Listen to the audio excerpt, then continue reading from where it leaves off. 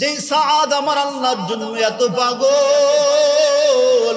ওই সাদের জন্য আমার মাওলাই কত পাগল। আমি নবী সাদের ঘরের মধ্যে পৌঁছানোর আগে আমার মাওলাই ফেরেশতাদেরকে দিয়া সাদের গোসল সাইরা ফলাইছে। আমি সাদের মাথার কিনারায় বসলাম, বইসে সাদের চুলের মধ্যে আমি নবী হাত দিলাম। হাত দিয়া দেখলাম আমার আঙ্গুলগুলো পানি ধারা ভিজা। আমি নবী নাকের কাছে আনলাম, দেখলাম জান্নাতের পানির ঘ্রাণ পাওয়া যায়। আমি নবীকে ইলহামের মাধ্যমে জানিয়ে দিলেন, ও জিবরাইল যাও যাও, নবীর কানের কাছে গিয়ে আওয়াজ দাও, ও নবী পেরেশান হইবেন না, কোনো চিন্তিত হইবেন না। আপনার সাদকে আমার মাওলাই এতটাই ভালোবাসতেন, এতটাই মহব্বত করতেন, মারা যাওয়ার পর আমার আল্লাহ ফেরেশতাদেরকে দিয়া সাদের গোসলটা জান্নাতের পানি দ্বারা করায়া দিছি। हर रंग में तू, हर बू में तू, हर जा में तू, हर दम, हर रंग में तू, हर बू में तू, हर जा में तू, हर दम, देखता हो जिधर चाहता हो अफ़के रहम का राम, देखता हूँ जिधर चाहता हो अफ़के रहम का राम। তো আল্লাহর জন্য যেই বান্দা পাগল হবে তার জন্য আমার আল্লাহ পাগল হয়। যেই বান্দা আমার মাওলাকে ভালোবাসে ওই বান্দাকে আমার মাওলা নিজেও ভালোবাসে। এই জন্য বাবা পায়ে হাত রেখে বলি, নামাজ কাজা করিও না। নামাজ 5 বেলার পড়ো, চাকরি করো, ব্যবসা করো, বাণিজ্য করো, যা কিছু করো, কিন্তু নামাজটা 5 বেলার ঠিক মতো আদায় করো। দাড়িটা কামাইও না, নবীর সুন্নাতটা রেখে দাও। মৃত্যুর পরে তোমার কোনো সুন্নাত সাথে যাবে না, কিন্তু দাড়িটা কামাইবে না, বরং ধৌত করিয়া আতর গোলাপ সুরমা মাখাইয়া এরপরে তোমাকে কাপড় পেঁচাইয়া দাফন করবে। ঠিক কিনা বলেন? তাহলে নবীজি বলেছেন আমার সুন্নাতের আমল করো, আমার কোন সুন্নাতকে বান্দা হেলে করিও না, ফালাইয়া দিও না। ও যুবক তাকাইয়া দেখো, তোমার মতো কোন একজন যুবক ভাই মাথা থেকে পা পর্যন্ত মাথায় টুপি লাগাইছে, গায়ের মধ্যে জুব্বা লাগাইছে, মুখের মধ্যে দাড়ি লাগাইছে, 5 ওয়াক্ত আজান শুনলে মেসওয়াক করিয়া ওযু করিয়া মসজিদে চলে আসে। তুমি কেন পারবা না রে বাবা? তুমিও তো তার মতো একটা মুসলমানের সন্তান, তুমিও তো মুসলমানের ঘরে জন্মগ্রহণ করলা। তোমার মতো একটা যুবকের মুখে দাড়ি থাকলে তোমার মুখে কেন দাড়ি থাকবে না? তোমার মতো একটা যুবকের মাথায় টুপি থাকলে বাবা তোমার মাথায় কেন টুপি থাকবে না? তোমার মতো একজন যুবক 5 বেলার আজান শুনিয়া মসজিদে গিয়া সিজদা দিতে পারলে তুমি কেন পারবা না রে বাবা? নিজের দিলটাকে প্রশ্ন করো। ঘরের মধ্যে থাকিয়া 24 ঘন্টা মোবাইলের গুনাহ করতে করতে করতে করতে নিজেকে শেষ করে ফেলেছো। আমি মাঝে মাঝে চিন্তা করি, আল্লাহর কসম, আল্লাহ যদি শুনেন তাহলে এই মোবাইলের গুনাহের জন্য 95% মানুষের জন্য আল্লাহর জান্নাত হারাম হয়ে যাবে। কি কথা সত্য নাকি মিথ্যা? এমন কোন গুনাহ নাই মানুষ রাস্তা দিয়ে হাঁটে যা করতে পারে না, মোবাইলে তা করে। এখান থেকে বাড়ি পর্যন্ত হাইটে গেলেন, চোখের মধ্যে কোনো নারী পড়লো না, চোখের গুনাহ হয় নাই। হাত ধারা কোনো কাজ করলেন না, হাতের গুনাহ হয় নাই। পা ধারা কোনো কাজ করলেন না, পায়ের গুনাহ হয় নাই। কিন্তু ঘরে যাইয়া, ওই যুবক ভালো করে শুনবা, ঘরে যাইয়া জানলা বন্ধ করিয়া দরওয়াজা বন্ধ করিয়া রাত্রে মোবাইল টিপতেছো হাত দিয়া, হাতের গুনাহ হইতেছে। চোখ দিয়া যা দেখতেছো চোখের গুনাহ হইতেছে। একটা নারীর সঙ্গে একটা পুরুষ সংস্পর্শে মিলিত হইয়া জিনা করো নাই, কিন্তু মোবাইলের দ্বারা 24 ঘন্টা তোমার আমলনামায় জিনার গুনাহ হইতেছে। এই মোবাইল নামক ডিভাইস থেকে যে নিজেকে আলাদা করতে পারবে, আমি মনে করি আল্লাহর জান্নাত তার জন্য ওয়াজিব হয়ে যাবে। সাহাবীদের আমলে মোবাইল ছিল না, এই জন্যই তারা সবাই জান্নাতি। তাবিঈদের আমলে মোবাইল ছিল না, এই জন্যই সবাই তারা জান্নাতি। এই যুগে মোবাইল যত আসছে, এখনো যত নিত্য নতুন ডিভাইস বের হচ্ছে, ততই নৃশংসতা আরো বেশি আবির্ভাব হচ্ছে। ঠিক কিনা বলেন? খুন খারাপি বাড়তেছে, একমাত্র কারণ হলো মোবাইল। জিনা বাড়তেছে, কারণ হলো মোবাইল। ধর্ষণ বাড়তেছে, কারণ হলো মোবাইল। বাবা মার উপরে সন্তান হয়ে অত্যাচার করতেছে, 1 নম্বর শুধুমাত্র কারণ হচ্ছে এই মোবাইল। অতএব যুবকরা সাবধান, মোবাইল থেকে যে নিজেকে আলাদা করতে পারবা, দেখবা আল্লাহর রহমত চতুর্দিক থেকে তোমার উপরে আল্লাহ নাজিল করে দিবে। আর 5 ওয়াক্ত নামাজ পড়া এই মোবাইলের আবার গুনাহ।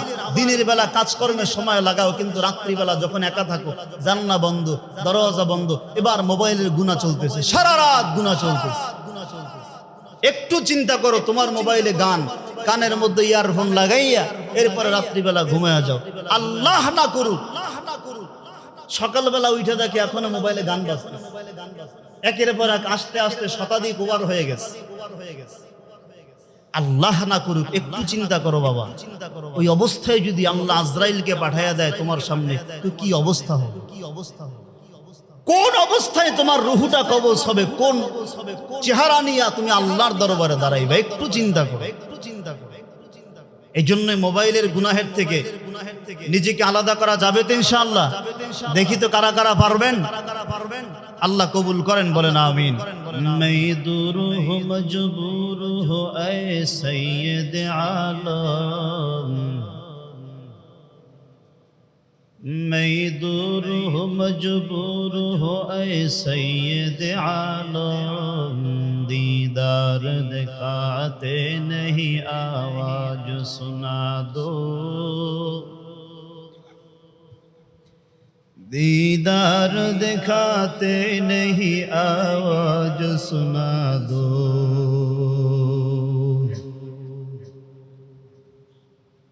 मैं सूरत यूसुफ को नहीं जानने वाला, मैं सूरत यूसुफ को नहीं जानने वाला, मैं कैसे के मानिंद नहीं आशिक लैला, मैं कैसे के मानिंद नहीं आशिक लैला,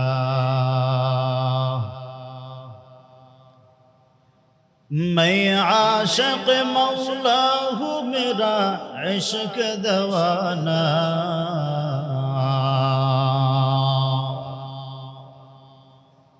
मैं आशिक मौला हूँ मेरा इश्क दवाना, ये जुमला जहाँ जिसके तजल्ली से उजाला, ए जुमला जहाँ जिसके तजल्ली से उजाला।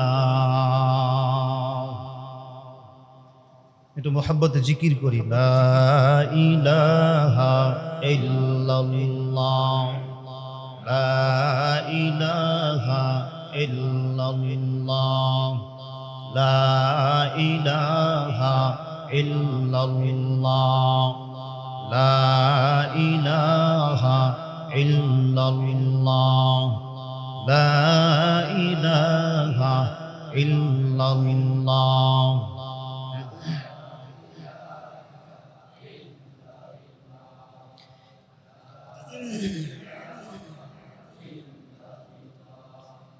লা ইলাহা ইল্লাল্লাহু মুহাম্মাদুর রাসূলুল্লাহ সাল্লাল্লাহু আলাইহি ওয়াসাল্লাম। আলহামদুলিল্লাহ, আল্লাহ রাব্বুল আলামিনের দরবারে শুকর আদায় করি যে আল্লাহ তাআলা আমাদের সবাইকে সুস্থতার সাথে আল্লাহ তাআলার হুকুম পবিত্র শুক্রবার দিনের জুমার নামাজের জন্য মসজিদে আসার এবং বসার তৌফিক আল্লাহ দান করেছেন। এই জন্য মহান স্রষ্টা আল্লাহ রাব্বুল আলামিনের দরবারে পবিত্র জবান খুলে কালিমাতুশ শুকর উচ্চারণ করি, আলহামদুলিল্লাহ।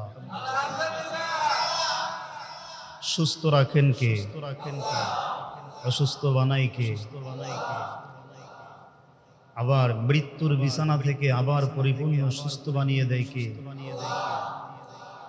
পরিপূর্ণ সুস্থ মানুষকে বিছানায় শোয়া দেয় কে? সব ক্ষমতাকার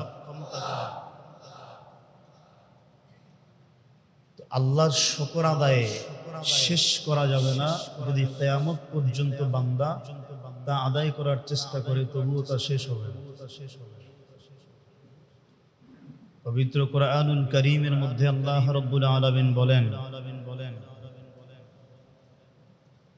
কুল লাউ কানাল বাহরু মিদাদান লিকালিমাতি রাব্বি লানাফিদাল বাহরু ক্বাবলা আন তানফাদা কালিমাতু রাব্বি ওয়ালাউ জি'না বিমিসলিহি মাদাদা। আসমানের নিচে জমিনের উপরে যত বৃক্ষ গাছপালা তরুলতা আমি আল্লাহ সৃষ্টি করেছি, প্রত্যেকটা তরুলতা গাছপালাকে যদি ঠিক আঙুল পরিমাণ বা তার থেকে বেশি বা কম কেটে কেটে কেটে কেটে যদি কলম বানানো হয়,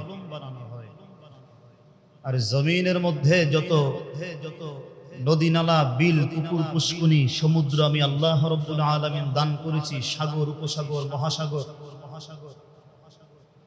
সব সমষ্টি পানি দিয়ে যদি কালিম বানানো হয়, আর ওই কালি দিয়ে যদি দুনিয়ার গাছপালা তরুলতা নামক কলম দিয়ে বান্দা আমি আল্লাহর শুকর আদায় লেখা শুরু করে, লিখতে লিখতে লিখতে লিখতে এক সময় দেখা যাবে দুনিয়ার সৃষ্টিগত এই গাছপালা নামক কলম শেষ হয়ে যাবে, সব পানি শুকিয়ে যাবে।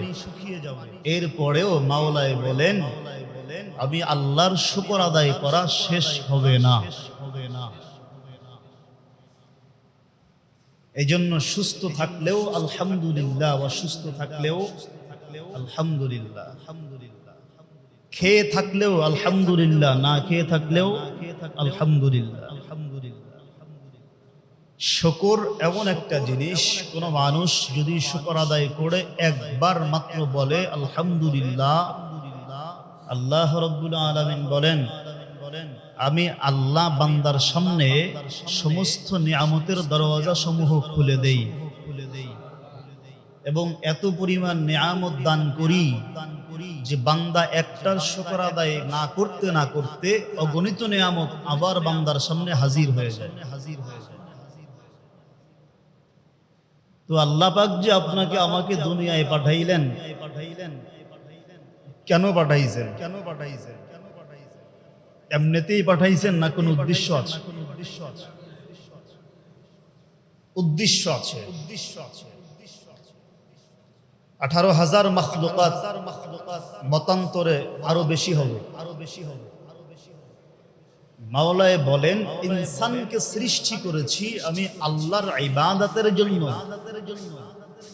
ইনসান ব্যতীত বাকি সব মাখলুকাত সৃষ্টি করেছি ইনসানের গোলামির জন্য।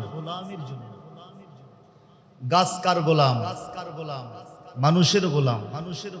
সৃষ্টি করছেন আল্লাহ, কিন্তু গাছ আল্লাহর কোনো কাজে লাগে? মানুষের কাজে লাগে। পানি সৃষ্টি করেছেন আল্লাহ, আল্লাহর কোনো কাজে লাগে? মানুষের কাজে লাগে। মাছ সৃষ্টি করেছেন আল্লাহ, আল্লাহর কোনো কাজে লাগে? মানুষের কাজে লাগে। প্রত্যেকটা সৃষ্টি জগতের সৃষ্টি আল্লাহ বানাইছেন ঠিক, তবে আল্লাহর জন্য বানায় নাই, বান্দার গোলামির জন্য বানাইছেন। কিন্তু এক দল এক জাতিকে বানাইছেন আল্লাহর জন্য, তা হচ্ছে মানুষ। ওমা খালাকতুল জিন্না ওয়াল ইনসা ইল্লা লিয়াবুদুন। এই ইনসানকে বানাইছেন কেন? একমাত্র ইবাদতের জন্য। আর সব মাখলুকাত বানাইছেন ইনসানের গোলামির জন্য। তো আল্লাহ মানুষকে এমনিতেই দুনিয়ায় পাঠায় নাই। আফা হাসিবতুম আন্নামা খালাকনাকুম আবাসাও ওয়া আন্নাকুম ইলাইনা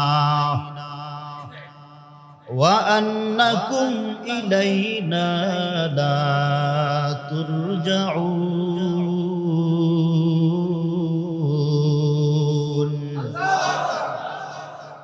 এই আয়াতে আল্লাহ স্পষ্ট করে বলেন মানুষ তুমি কি ভেবেছো আমি আল্লাহ তোমাকে অনর্থক দুনিয়ায় পাঠাইছি? না, আবার আমি আল্লাহর কাছে চলে আসতে হবে। যা করো, নেক আমল করলে নেক নিয়ে আসতে হবে, বদ আমল করলে বদ নিয়ে আসতে হবে। জান্নাতি হলে জান্নাতি হয়ে আসতে হবে, জাহান্নামী হলে জাহান্নামী হয়ে যেতে হবে। তাহলে এই দুনিয়ায় থাকার জায়গা না, কেউ থাকতে পারে নাই। দাদা ছিল এক সময়, দাদা নাই, চলে গেছে। আর আসার কোনো সম্ভাবনা আছে? বাদশাহ হারুনুর রশিদকে তার কোনো এক খাদেম জিজ্ঞেস করলেন, বাদশাহ, আপনার মতো বোকা জগতে আর কেউ নাই। তো বাদশাহ আশ্চর্য হয়ে গেলেন, ধমক দিয়ে বললেন, আমি বাদশাহ, আমার মতো বোকা জগতে কেউ নাই মানে কি? বলে, হ্যাঁ, আমি আমার দিমাগ দিয়ে চিন্তা করে দেখলাম আপনার মতো বোকা জগতে কেউ নেই। তো বাদশাহ ব্যাখ্যা চাইছেন, ব্যাখ্যা দাও, বুঝাইয়া দাও। তো বাদশার খাদেম ডাক দিয়ে বলেন, বাদশাহ, আমি যে বললাম আপনার মতো বোকা জগতে কেউ নাই, এর কারণ হলো আপনি যে বলেছেন এই দুনিয়াটা স্থায়ী, এই জন্য আমি বলি যে আপনার মতো বোকা জগতে কেউ নাই। তো বাদশাহ বললেন, হ্যাঁ, দুনিয়াটা স্থায়ী। এবার খাদেম বাদশাকে পাল্টা জবাব দিচ্ছেন, তাহলে আপনি আমার প্রশ্নের জবাব দেন। নাম্বার 1, আপনার আগে কে ছিল দুনিয়ায়? আমার বাবা ছিল। তার আগে কে ছিল? আমার দাদা ছিল। দাদা যে দুনিয়ার থেকে চলে গেছেন, আর কি আসবেন? কয় না, আসবেন না।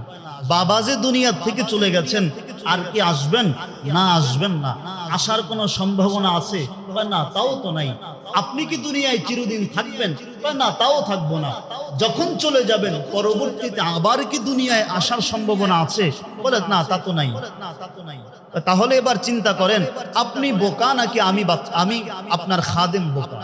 তখন বাদশার দিমাগের ভিতরে এটা ভালো করে আসর করলো, হ্যাঁ, আমি বোকা। কারণ এই দুনিয়াটা তো এমন একটা জায়গা, এমন একটা দুনিয়া যেখানে মানুষ আসবে, একের পর এক আসবে, একের পর এক আসবে, একটা সিরিয়ালগত ভাবে আসবে। কিন্তু যাবার যে সময়টা, এটাতে কোনো সিরিয়াল নাই। যার যখন ডাক চলে আসবে সে তখনই দুনিয়ার থেকে বিদায় হয়ে যাবে। দাদা চলে গেলেন, বাবা চলে গেলেন, এখন আসি আমি। বলা যায় না কোন দিন জানি মালাকুল মউত আমার আপনার সামনেও হাজির হয়ে যাবে। তো কে নিয়ে যাবেন? আল্লাহ এই জন্যই এই আয়াতে বললেন, আফা হাসিবতুম আন্নামা খালাকনাকুম আবাসাও ওয়া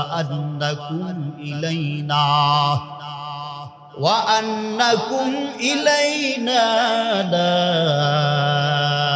তুরজাউন।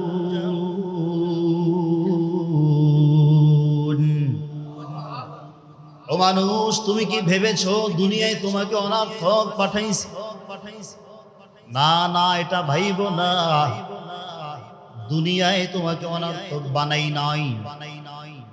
আবার এটাও ভাবিও না দুনিয়া থেকে কোনো এক সময় আল্লাহর কাছে হয়তো বা যাওয়া লাগবে না, এটাও ভাবিও না। দুইটা ভাবনা অন্তরের মধ্যে পোষণ করে দাও। এক নম্বর ভাবনা হলো, আল্লাহ যে আমারে দুনিয়ায় পাঠাইছেন এমনিতে পাঠায় নাই, কোনো একটা উদ্দেশ্য নিয়ে পাঠাইছেন। সেই উদ্দেশ্যের কথা আল্লাহ আরেক আয়াতে বলেন, ওয়ামা খালাকতুল জিন্না ওয়াল ইনসা ইল্লা লিয়াবুদুন।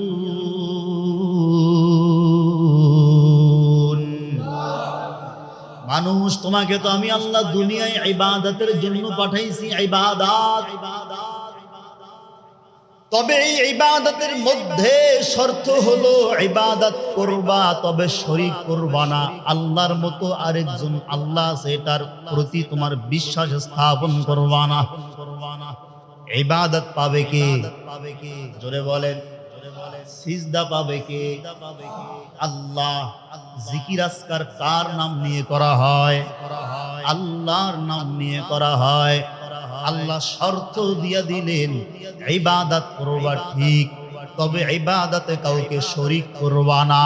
আমি আল্লাহর মতো শক্তি আরেকজনের আছে এটার সাথে কোনো মিলাইবা না। আমি আল্লাহর মতো আরেকজন আল্লাহ আছে এটাও বান্দা ভাববা না।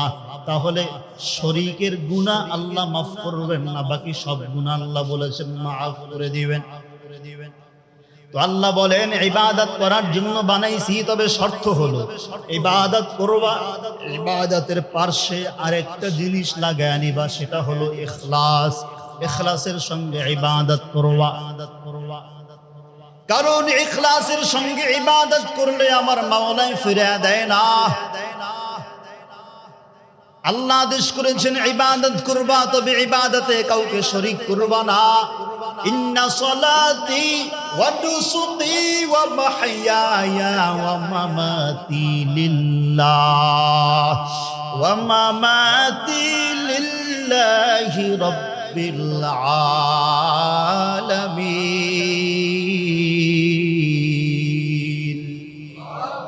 ইবাদত হবে কার জন্য? নামাজ হবে কার জন্য? সিজদা হবে কার জন্য?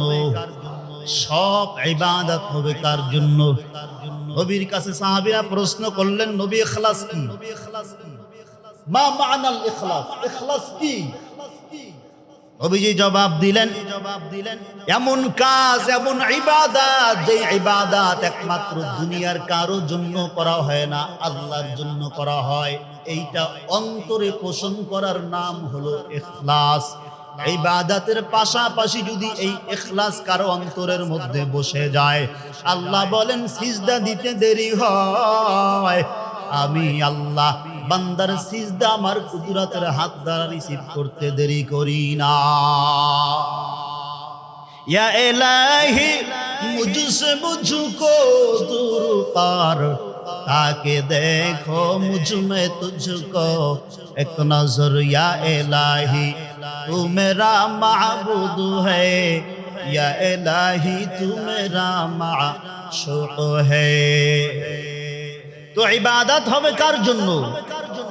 ইবাদত শুধু করলে হবে না, পাশাপাশি আরেকটা অ্যাড করতে হবে, সেটার নাম হলো ইখলাস। কি নাম?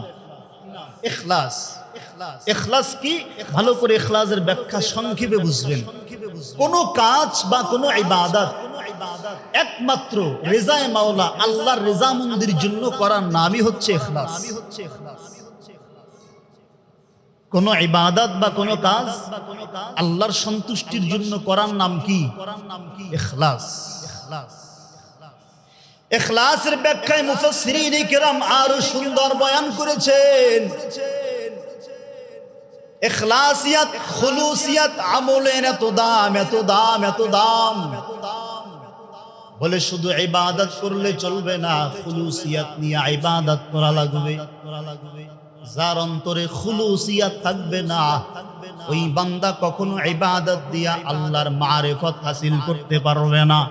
যার অন্তরে খুলুসিয়াত থাকবে, ওই বান্দা ইবাদতের মধ্যে আমার মাওলার মধ্যে কোনো পর্দা থাকবে না।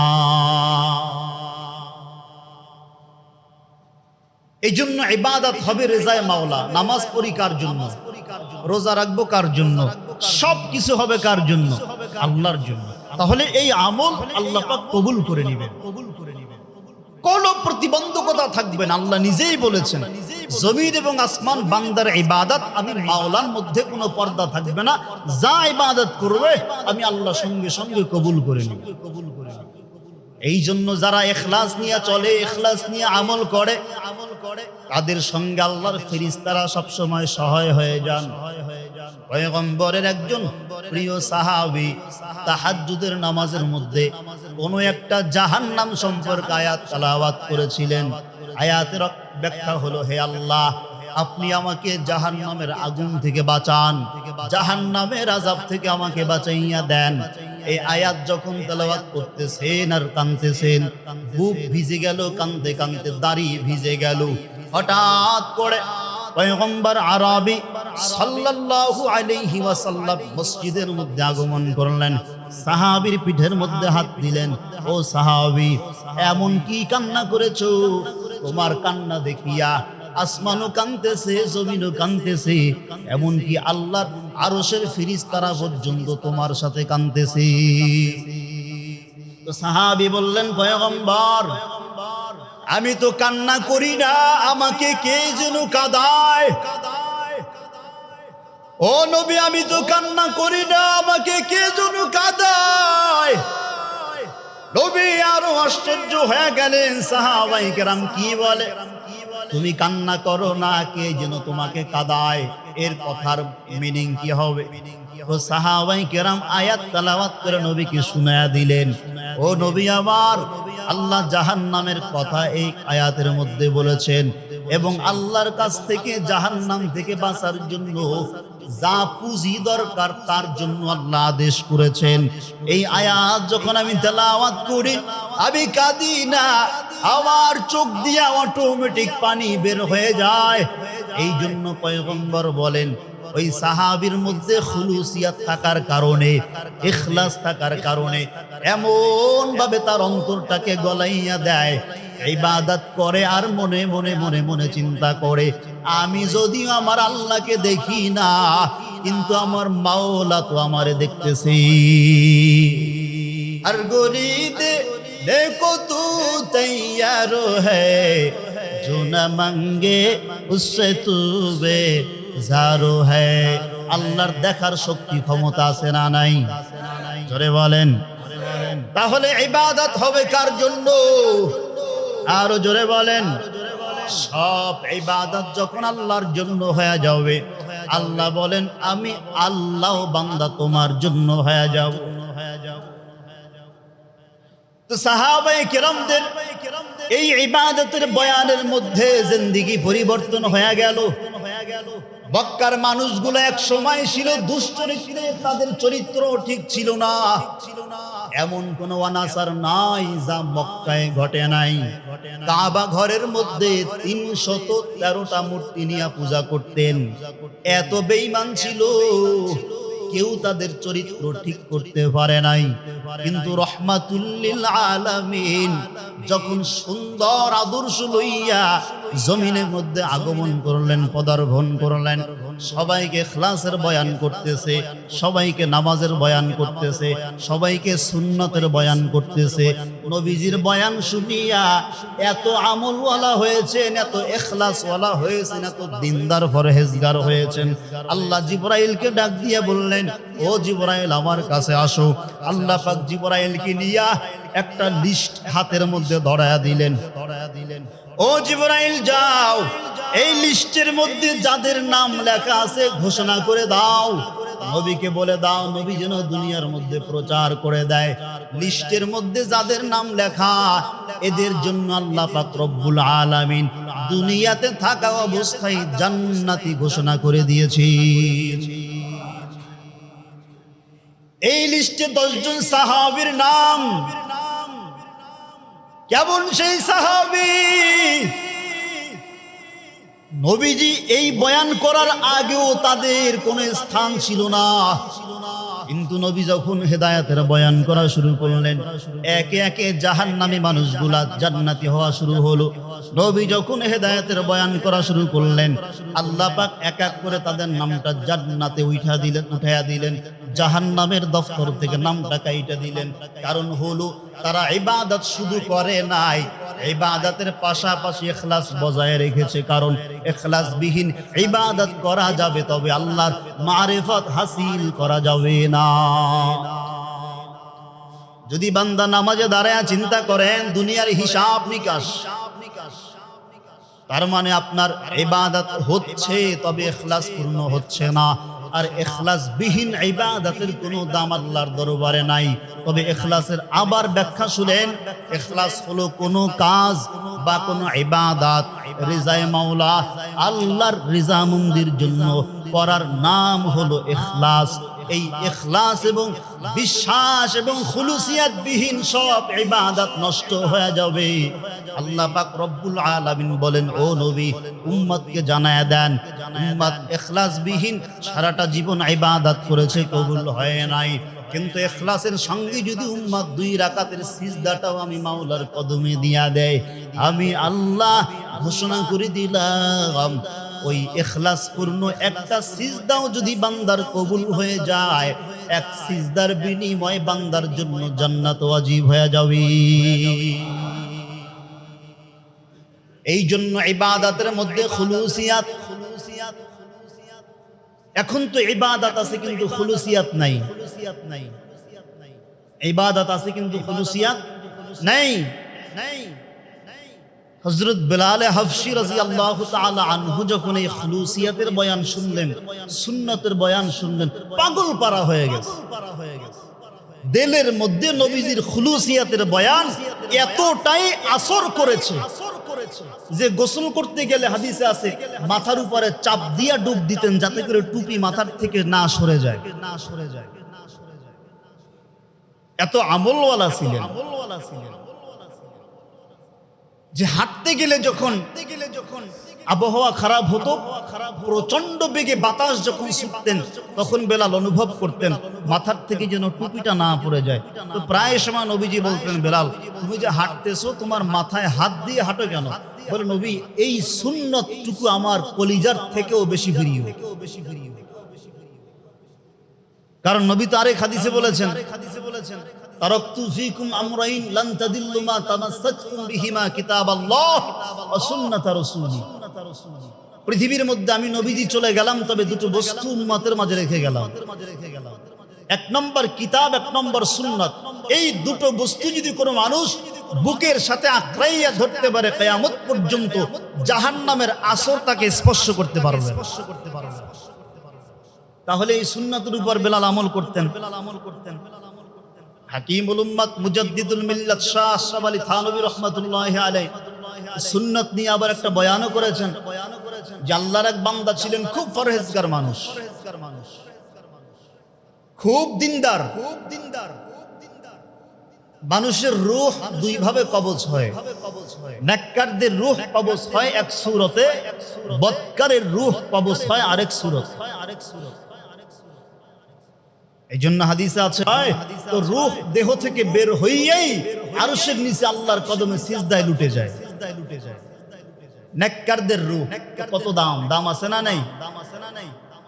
আর বদকারের রূহ সিজদায় তো পড়বে দূরের কথা, আজরাইলকে দেখিয়া পালাতে শুরু করে। কোথায় পালাবে, কোথায় যাবে, কোথায় গেলে সে পরিত্রাণ পাবে। যতই পালাইতে চায় ততই তার উপর আযাব চাপাইয়া দেওয়া হয়। আল্লাহর ওলি লেখেন, আল্লাহর বান্দা মৃত্যুর বিছানায় পড়ে আছে দীর্ঘ সময় পর্যন্ত, নামাজ কাজা হয় নাই। ফজরের পরে তার মৃত্যু সংঘটিত। ফজরের নামাজ পড়ে বিছানায় শুইলেন, নামাজের পরে ইশরাকও পড়লেন।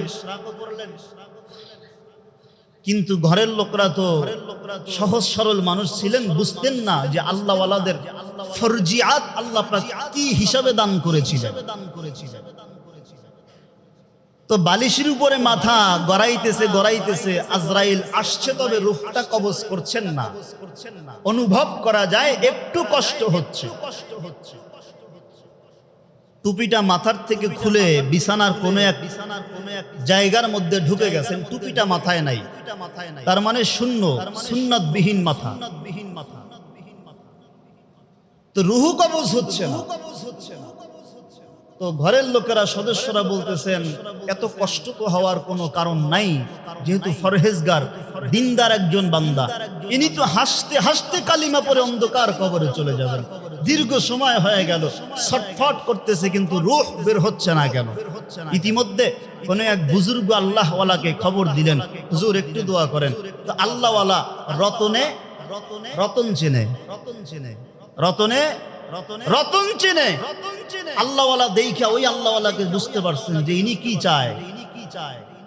তো ঘরের লোকজনকে বললেন, আপনারা অনুভব করতেছেন যে এনার কষ্ট হচ্ছে মৃত্যুর জন্য? না, কোনো কষ্ট নাই, সুন্নত মাথায় নাই, এই জন্য আজরাইল তার রূহ ধরে টান মারে না।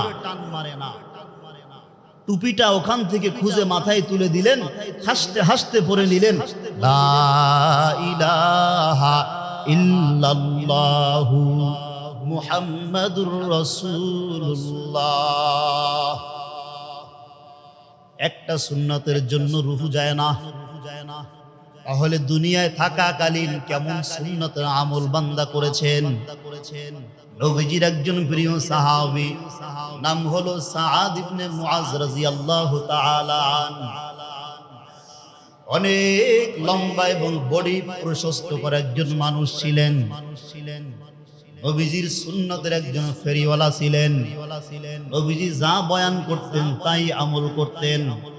হঠাৎ করে পয়গম্বর মসজিদে নববীর মধ্যে বসে বসে ইবাদত করেন। এমন সময় জিবরাইল আমিন পয়গম্বরের সামনে আগমন করলেন। ও পয়গম্বর, আমি শুনেছি জমিনের মধ্যে আপনার কোনো এক সাহাবীর ইন্তেকাল হয়েছে। তো পয়গম্বর আশ্চর্য হইয়া জিবরাইলকে বললেন, ও জিবরাইল, ইনসান জগতের কেউ এখনো শুনে নাই, কেউ এখনো বুঝে নাই, আপনি ফেরেশতা হয়ে কেমনে বুঝলেন ইনসানি জগতের মধ্যে কোন এক সাহাবীর ইন্তেকাল হয়ে গেছে? এবার জিবরাইল আমিন পয়গম্বরকে বলে, ও পয়গম্বর, আরশে আজিমের নিচের দিকে তাকান। এই জমিনের মধ্যে নেককারের রূহটা যখন দেহ থেকে বের করে ফেলা হয়, ওই রূহটা বের হইয়া আরশের নিচে আল্লাহর কুদরতের কদমে সিজদায় পড়ে যায়। আমি জিবরাইল তাকাইয়া দেখতেছি, ওই যে আপনার একজন সাহাবীর রূহ সূরত ইনসান হইয়া সিজদায় লুটে আছে। আমার জানতে বাকি নাই, এটা তো কারো রূহ নয়, হয়তো আপনার সাহাবীর মধ্যে কেউ একজন বিদায় হয়েছে। পয়গম্বর বসা থেকে উঠে দাঁড়ায় গেলেন। এবার খোঁজ নিয়ে দেখলেন, নবীর একজন সাহাবী হযরত যায়েদ ইবনে মুআজ রাদিয়াল্লাহু তাআলা আনহু, তিনি দুনিয়া থেকে বিদায় হয়ে গেলেন। অনেক দিন পর্যন্ত আহত অবস্থায়, অসুস্থ অবস্থায় বিছানার মধ্যে ছিলেন। পয়গম্বর এই মৃত্যুর সংবাদ শুনিয়া সাথে পয়গম্বরের আবু বকর, ওমর, উসমান, এইভাবে 8 জন সাহাবী ছিলেন। এই 8 জন সাহাবীর কাফেলা লইয়া মসজিদে নববী থেকে একটু দূরে ছিল যায়েদ ইবনে সাআদ ইবনে মুআজের বাড়ি। নবী আমার হাঁটতে শুরু করলেন। সাহাবায়ে কেরামরা আরজ করে, ও পয়গম্বর, এত জোরে আপনি কেন হাঁটতেছেন? আপনার পিছনে তো আমরা হাইটা কুল পাই না, আমরা তো হাঁপায়া যাচ্ছি, শক্তি আমাদের কমে যাচ্ছে। নবীজি বলেন, ও সাহাবায়ে কেরামরা, আস্তে আস্তে হাঁটিও না, তাড়াতাড়ি আমি পয়গম্বরের সঙ্গে হাঁটা শুরু করো। পেছন থেকে আবু বকর তাকায়া দেখতেছেন।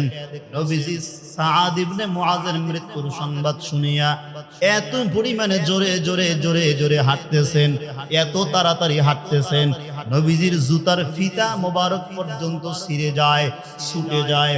আবার নবী কোনোভাবে হাত দিয়া মোড়াইয়া আবার হাঁটা শুরু করেন। সাহাবায়ে কেরামদের এই বর্ণনা। সাআদ ইবনে মুআজের বাড়িতে পৌঁছায় গেলেন। পৌঁছাইয়া আল্লাহর কি বড় কুদরত! ওই যে সাহাবায়ে কেরামরা বর্ণনা করেছেন, দুনিয়ার মধ্যে যদি কোনো নেককারের রূহ কবজ করা হয়, শুধু তার রূহটা আরশের নিচে আল্লাহর কদমে সিজদায় পড়ে যায় না, দুনিয়াতে থেকেই তাকে জান্নাতের ঘেরান দেওয়াইয়া, জান্নাতের সুসংবাদ দিয়া তাকে জান্নাতের ফেরেশতারা নিয়ে যায়। এই জন্য দীর্ঘ সময় পরে নবীজি সাআদ ইবনে মুআজের বাড়ির মধ্যে চলে গেলেন। সাহাবায়ে কেরামরা বর্ণনা করেন, গিয়া দেখলাম সাআদ ইবনে মুআজের মৃতদেহটা একটা কামরার ভিতরে পড়ে আছে। ওই কামরার মধ্যে কোনো জানালা নাই, শুধুমাত্র প্রবেশ করার জন্য একটা দরওয়াজা। সাআদ ইবনে মুআজের ঘরের মধ্যেও কোনো মানুষ নাই। নবীজি প্রথম দরওয়াজায় দাঁড়াইয়া একটু চিন্তিত হইলেন, কেমনে সাআদ ইবনে মুআজের ঘরের মধ্যে প্রবেশ করবেন। কিন্তু পয়গম্বর বেকুল হয়ে গেলেন। নবীজি চায় দ্রুত গতিতে সাআদের কাছে পৌঁছার জন্য। পেছন থেকে আবু বকর ডাক দিয়া বলে, পয়গম্বর, একজন সাহাবীর মৃত্যুতে আপনি এত শোকাহত হলেন কেন? নবীজি এবার বলেন, ও সাহাবী আবু বকর, আপনি জানেন না সাআদ ইবনে মুআজ কেমন আল্লাহর প্রেমিক ছিলেন, কেমন নবীর আশিক ছিলেন। আমি নবী এত তাড়াতাড়ি যাওয়ার কারণ, আমি নবী ভাবতেছি, আমি নবী অনুভব করতেছি, আমি নবীজি সাআদ ইবনে মুআজের বাড়িতে পৌঁছানোর আগেই মনে হয় সাআদের গোসল আমার আল্লাহ ফেরেশতাদেরকে দিয়া সেরে ফেলবি। কেমন নবীর আশিক ছিলেন ও যুবক ভাই, তুমি কেমন নবীর আশিক? নবীজি তো নামাজের বয়ান করেছেন, নবীজি তো তওবা করার জন্য বয়ান করেছেন, নবীজি তো আমলিয়াতের বয়ান করেছেন, নবীজি তো খুলুসিয়াতের বয়ান করেছেন, ইসলাহ করেছেন। তো সাহাবায়ে কেরামরা আমল দিয়া নিজের জিন্দেগি সাজাইতে পারলে তুমি কেন পারবা না রে বাবা?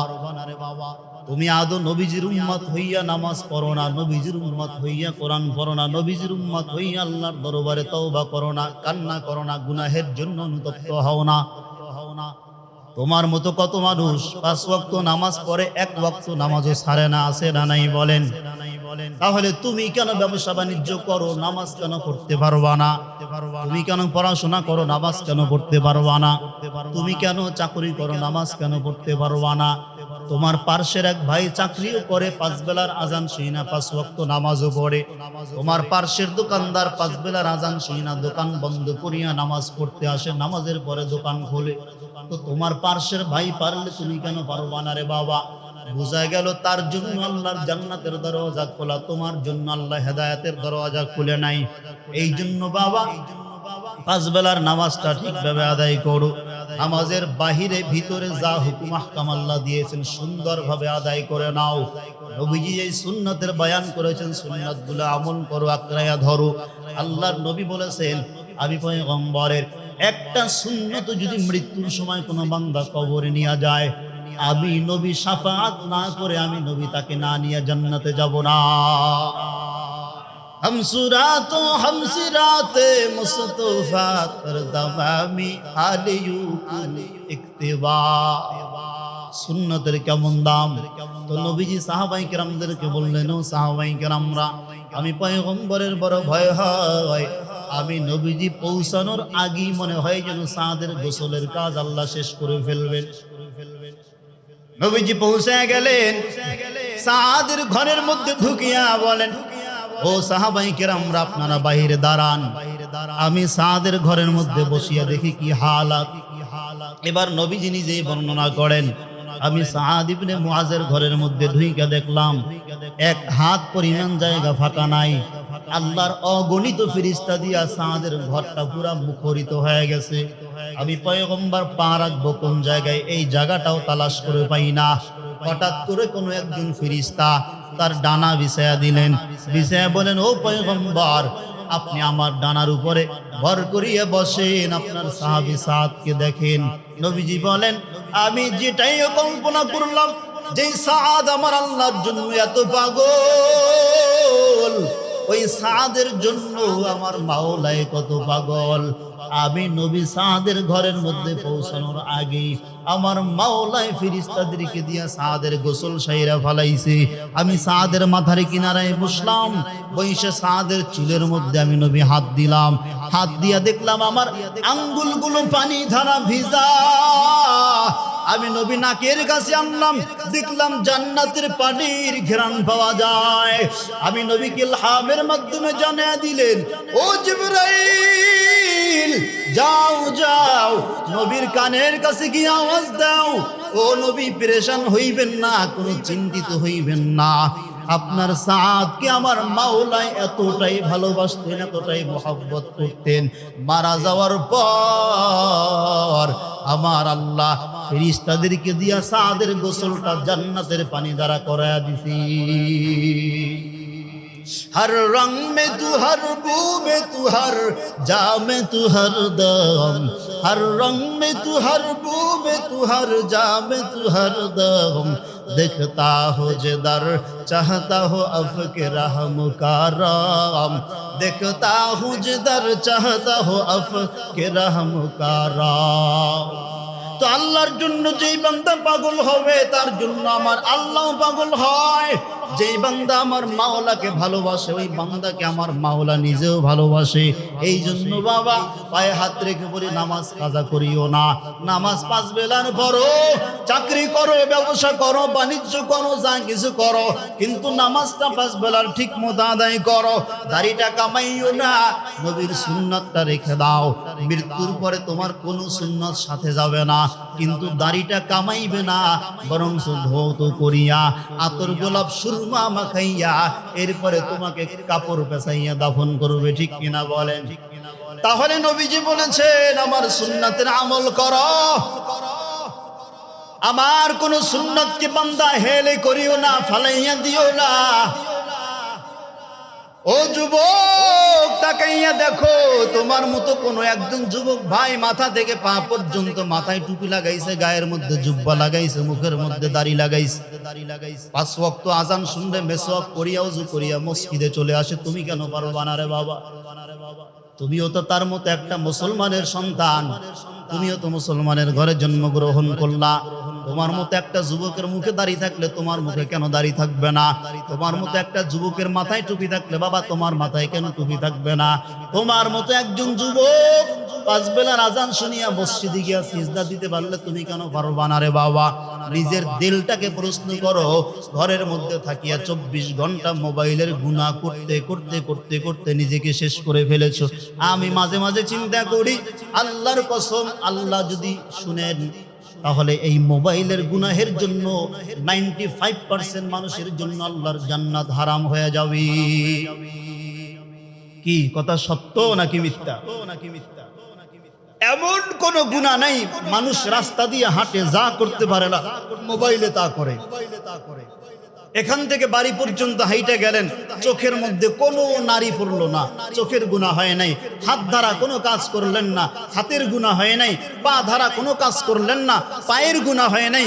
কিন্তু ঘরে যাইয়া, ওই যুবক ভালো করে শুনবা, ঘরে যাইয়া জানলা বন্ধ করিয়া দরওয়াজা বন্ধ করিয়া রাত্রে মোবাইল টিপতেছো হাত দিয়া, হাতের গুনাহ হইতেছে। চোখ দিয়া যা দেখতেছো চোখের গুনাহ হইতেছে। একটা নারীর সঙ্গে একটা পুরুষ সংস্পর্শে মিলিত হইয়া জিনা করো নাই, কিন্তু মোবাইলের দ্বারা 24 ঘন্টা তোমার আমলনামায় জিনার গুনাহ হইতেছে। এই মোবাইল নামক ডিভাইস থেকে যে নিজেকে আলাদা করতে পারবে, আমি মনে করি আল্লাহর জান্নাত তার জন্য ওয়াজিব হয়ে যাবে। সাহাবীদের আমলে মোবাইল ছিল না, এই জন্যই তারা সবাই জান্নাতি। তাবিঈদের আমলে মোবাইল ছিলেন না, এই জন্যই সবাই তারা জান্নাতি। এই যুগে মোবাইল যত আসছে, এখনো যত নিত্য নতুন ডিভাইস বের হচ্ছে, ততই নৃশংসতা আরো বেশি আবির্ভাব হচ্ছে। ঠিক কিনা বলেন? খুন খারাপি বাড়তেছে, একমাত্র কারণ হলো মোবাইল। জিনা বাড়তেছে, কারণ হলো মোবাইল।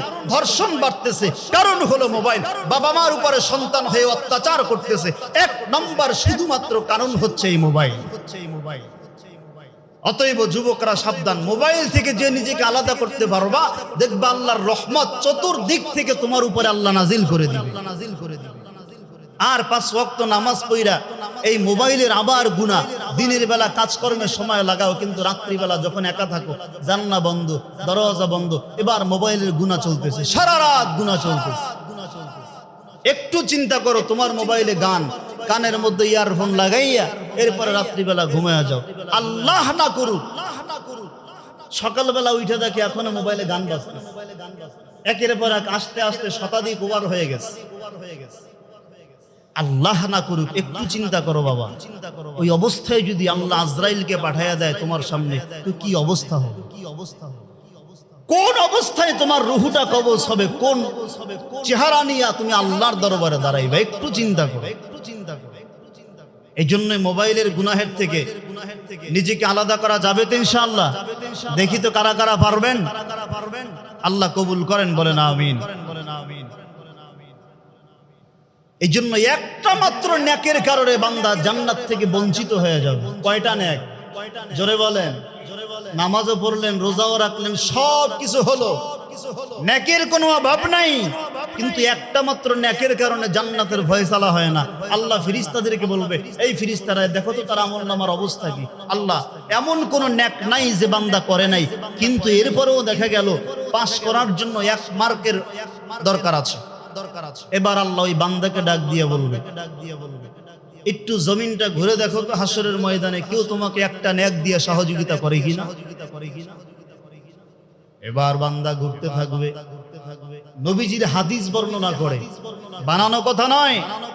ঘুরতে ঘুরতে ঘুরতে ঘুরতে গিয়ে দেখবে ওই এক জায়গায় কোন এক বৃদ্ধ মানুষ, এক বুড়া লোক বসে আছে, কাঁদতেছে। কি ভাই তুমি কাঁদতেছো কেন? আমার জন্য তো আল্লাহর জান্নাত ওয়াজিব হয়ে গেছে, জাহান্নাম ওয়াজিব হয়ে গেছে। কারণ আমার আমলনামায় কোনো নেক নাই, তবে একটা মাত্র নেক আমার কাছে আছে। কয়টা নেক? একটা মাত্র নেক আমার কাছে আছে, আর কোনো নেক আমল নাই। বলে তুমি ঘোরো কেন? বলে আমার তো নেকের কোনো অভাব নাই, তবে একটা নেকের জন্য আমার জান্নাতের ফয়সালা হয় না। তুমি কি পারবা তোমার ওই একটা নেক আমাকে দিয়ে দিতে? আল্লাহর বান্দা হাসতে হাসতে হাসতে হাসতে বলবে, হ্যাঁ, এই জমিনটা এমন একটা জমিন, যেই জমিনে সন্তান বা বাবাকে পরিচয় দিবে না, মা বাবা সন্তানকে পরিচয় দিবে না, ভাই ভাইকে চিনবে না, মুরিদ তার পীরকে চিনবে না, ওস্তাদ তার ছাত্রকে চিনবে না। যেহেতু তোমার একটা নেকের জন্য ফয়সালা হয় না, আর আমার অগণিত নেকের জন্য জান্নাতের ফয়সালা হয় না। তোমার আমল নামায় একটা নেকের ঘাটতি আছে, আর আমার আমল নামায় তো একটা মাত্র নেক। যাও যাও, আমি আমার একটা নেক আমল তোমাকে দিয়া দিলাম, তুমি জান্নাতে চলে যাও। নবীজির হাদিস বলে, বান্দা খুশিতে লাফাইয়া আল্লাহর সামনে গিয়ে বলবে, আল্লাহ এই একটা নেক পাইলাম। এবার আল্লাহ পাক প্রশ্ন করবেন, ও বান্দা এই একটা নেক আমল কোথায় পাইলি? বলে, আমি জমিন দিয়া ঘুরতেছিলাম, হঠাৎ করে দেখলাম একটা বৃদ্ধ আপনার বান্দা বসে বসে কান্না করে। ওই বান্দা নাকি জীবনে একটাই নেক আমল করেছে, আর কোনো আমল করে নাই। আমার একটা নেকের ঘাটতি শুনিয়া বান্দা একটা নেক আমাকে হাদিয়া দিয়া দিল। আল্লাহ বলবে, যা যা ওই বান্দাকে ডাক দে। ওই বান্দাকে ডাকিয়ে আল্লাহর সামনে হাজির করা হবে।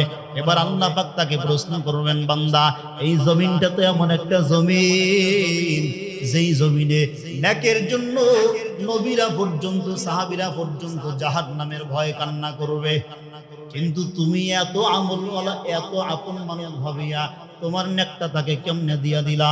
এবার ওই বান্দা আল্লাহকে করুণ সুরে বলবেন, আল্লাহ আমি জানি আমার বাঁচার মতো কোনো রাস্তা নাই, আমি জানি আমার জাহান্নাম আমার জন্য ওয়াজিব হয়ে গেছে। যেহেতু আমার একটা মুসলিম জাতি ভাই জীবনে কোনোদিন আমল ছাড়ে নাই, কিন্তু ঘটনাক্রমে একটা নেক আমলের অভাবে সে জাহান্নামে চলে যাবে, এটা আমি চাই না। আমি তো জানি আমার জন্য আপনার জাহান্নাম নির্ধারিত হয়ে গেছে। আয় আল্লাহ, আমি আপনাকে ভালোবাসি, আপনার বান্দাকে ভালোবাসিয়া আমার আমল নামায় যে একটা নেক ছিল, এই নেকটা আমি তাকে দান করে দিলাম। এবার আল্লাহ পাকের কুদরতের কদম অন্তরের মধ্যে জোশ এসে যাবে। আল্লাহ পাক রব্বুল আলামিন বান্দাকে বলে, ও বান্দা তুমি কি জানো না আমি আল্লাহর একটা নাম হলো রহমান? ও বান্দা তুমি কি জানো না আমি আল্লাহর একটা নাম হলো রহিম? বান্দার উপরে যদি বান্দার এতটা দয়া থাকে, তাহলে আমি আল্লাহর দয়া তো বান্দার থেকে আরো 99 গুণ বেশি। বান্দা যদি বান্দার উপরে এতটা দয়া করিয়া হাসরের ময়দানের মতো ভয়ঙ্কর জায়গায় একটা নেক দিয়া দিতে পারে, তাহলে আমি আল্লাহ হইয়া বান্দা তোকে কেন মাফ করতে পারবো না? ও বান্দা যাও যাও, আমি আল্লাহ তোমাদের দুজনকে মাফ করে আমি মাওলার জান্নাতে দিয়া দিলাম। हर के दारत खौफ हक़दर दिल मदम जन्नतुल मावा देहतुल रमका। মাফ করবেন কে? বলেন, চাইতে হবে কার কাছে? এই জন্য যুবক ভাই পায়ে হাত রেখে বলে যাই রে বাবা, মরণ কখন চলে আসে বলা যায় না। দোকানে বসে আছো, দোকানে বসা অবস্থায় মরতে পারো। রাস্তায় চলতেছো, গাড়ির নিচে পড়ে মরতে পারো। ঘুমের মধ্যে আসো, ঘুমের ঘরেও মারা যাইতে পারো। কাজ করতেছো, কাজের মধ্যে মারা যাইতে পারো। পানিতে গোসল করতে নামছো, এমন ঘটনা আছে ডুব দিছে আর জাগতে পারে নাই, পানির মধ্যে বইরা মইরা যাইতে পারো। আল্লাহকে স্মরণ করো, ইখলাস নিয়ে চলো, 5 বেলার নামাজ ঠিকমতো আদায় করো। ও বান্দা, বাবা মাকে কষ্ট দিও না, বাবা মায়ের পাও ধইরা ক্ষমা চাও, বাবা মায়ের কাছ থেকে দোয়া নাও, বাবা মায়ের দোয়া নাও। আলেম ওলামাদের বিরুদ্ধে কথা বলিও না, আলেমদের কাছ থেকে দোয়া নাও, ওলামায়ে কেরামদের কাছ থেকে দোয়া নাও, মুরব্বিদের কাছ থেকে দোয়া নাও, বাবা মায়ের কাছ থেকে দোয়া নাও। 5 বেলার নামাজ আদায় করিয়া ইখলাস অন্তরের মধ্যে পোষণ করো। এমন তওবা নিয়ত যদি হয়ে থাকে রে বাবা, তওবা করার নিয়ত যদি অন্তরের মধ্যে থাকে, এতদিন 5 বেলার নামাজ পড়ি নাই, আজকে জুমার থেকে শুরু করে আর কোনোদিন নামাজ বাদ দিব না, আজকে জুমার থেকে শুরু করে আর কোনোদিন হারাম খাইব না, আজকে জুমার থেকে শুরু করে আর কোনোদিন আল্লাহর নাফরমানি করব না, আজকে জুমার থেকে শুরু করে কোনোদিন বাবা মার সঙ্গে বেয়াদবি করব না, আজকে জুমার থেকে শুরু করে কোনোদিন আলেমদের ব্যাপারে কলম ধরব না, লেখালেখি করব না। এমন তওবা করার নিয়ত যদি হয়, খাঁটি তওবার নিয়তে আমার আল্লাহকে দেখানোর জন্য 2টা হাত বাড়ায়া দাও।